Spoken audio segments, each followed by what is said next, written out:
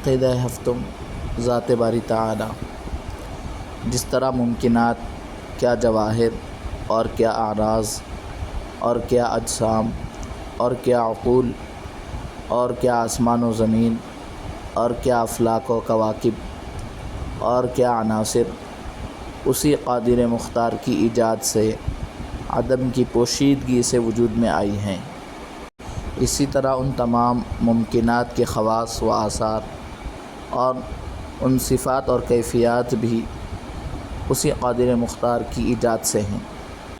اگر کوئی بسیط ہے تو اسی کی ایجاد سے ہے، اور اگر کوئی مرکب ہے تو وہ بھی اسی کی ایجاد سے ہے۔